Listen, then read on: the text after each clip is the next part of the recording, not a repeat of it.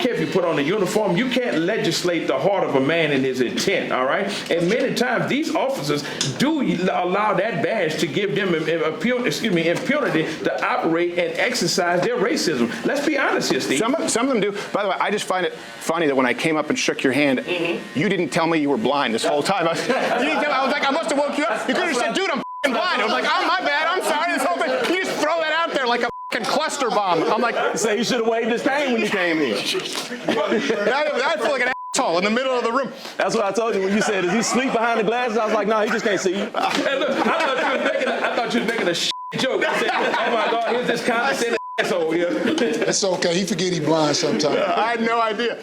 No, man, but you know, yeah, but I do. Yeah, I agree. You can't legislate what's in a man's heart. Yeah.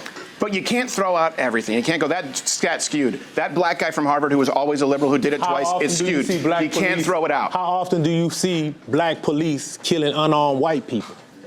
Actually, how often do you see that? How often do you see that? Well, I tell you, actually the stats show that when you're dealing with armed white people versus black armed people, white armed people are more likely to be shot by the cops than black.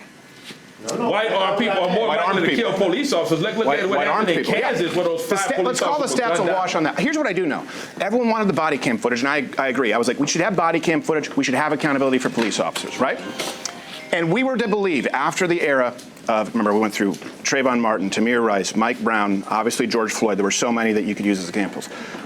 We thought that we'd have a rash of body cam footage showing us the police brutality.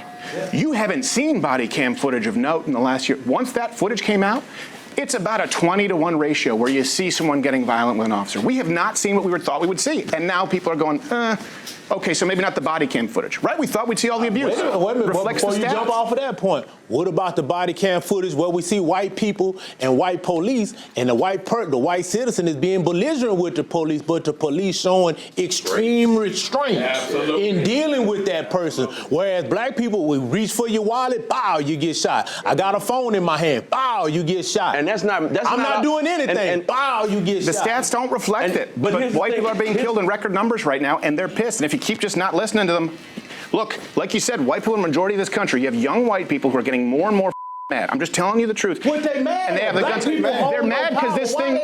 Here's why. Here's why.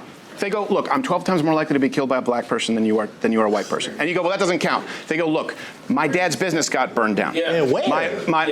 My city got burned down. I've been accused of being a racist, even though I'm not. And I'm looking at this right now, and I'm not allowed to have an opinion, and I can't go into certain neighborhoods because I get my ass kicked, and then you just say, yeah, but you've had systemic power.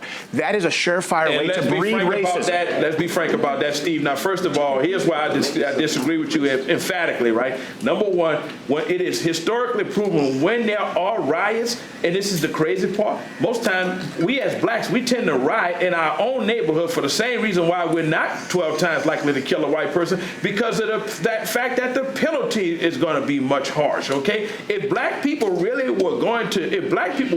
kind of threat and menace to white people as we're going to sit here and say that they are, never mind the stats, there's no way in the world that most of us would still be here, because guess what? You guys would find a way to deal with the problem if it is from a multiplicity of angles, all right? So, like I say, when I'm saying this right now, when it comes to stats, who controls that narrative, Steve? We did deal with it. You know what we dealt with it in blue cities? Cashless bail, catch and release.